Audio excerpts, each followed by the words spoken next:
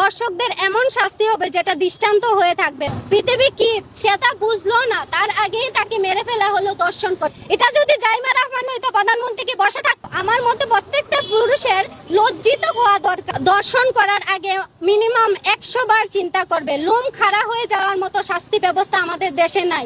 এখানে সম্পূর্ণ দোষ প্রধানমন্ত্রীর। প্রধানমন্ত্রী কেন এটার বিরুদ্ধে কঠিন শাস্তির ব্যবস্থা চালু করে না? এটা যদি প্রধানমন্ত্রীর মেয়ে হইতো তাহলে কি প্রধানমন্ত্রী বসে থাকতো? এটা যদি জাইমা রহমান হইতো, আজকের প্রধানমন্ত্রী যে তারেক রহমান, এটা যদি জাইমা রহমান হইতো প্রধানমন্ত্রী কি বসে থাকতো?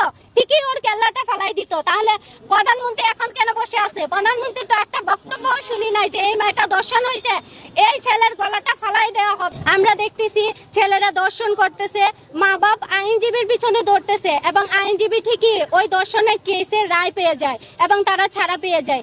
আমি বলবো যে ওই আইনজীবীদেরও শাস্তি দেন, দর্শকদেরও শাস্তি দেন। তারা কেন জানে সে দর্শন করছে, তারপরেও তার কেসটা কেন তারা তার পক্ষে হয়ে কেন লড়ে? আমরা কেউ নিরাপদ না। যে জায়গায় একটা বাচ্চা শিশু নিরাপদ না, সে মাত্র পৃথিবীতে আসছে।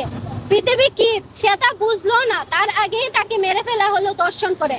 পুরুষরা কতটুকু নিচু, আমার মতে প্রত্যেকটা পুরুষের লজ্জিত হওয়া দরকার যে তাদের দর্শন করার আগে একবার চিন্তা করা দরকার। এটা যদি আমার মা হতো, এটা যদি আমার বোন হতো। আমার মতে দর্শকরা তাদের মা বোনকে দর্শন করতেও দ্বিধা করবে না। যেহেতু একটা বাচ্চাকে দর্শন করতে দ্বিধা করে না, তাদের মা বোনকে দর্শন করা তাদের কাছে কোনো ব্যাপারই না। মধ্য আরবীয় দেশ সৌদি আরব, চোর যদি চুরি করে তার হাত কাটা হয়, তারপর কেউ যদি নারীদের দিকে খারাপ দৃষ্টিতে তাকায় তার গলা কেটে ফেলে দেওয়া হবে। তো বাংলাদেশের ছেলেদেরও ওই রকম একটা ভয়ে থাকতে হবে যে দর্শন করব মানে আমার গলাটা চলে যাবে, জীবন আমার এখানেই শেষ। এখন যারা এই কাজগুলো করছে তাদের যাতে শাস্তির আওতায় আনা হয় এবং সুষ্ঠু বিচারটা যাতে হয়, এটাই আমরা চাই।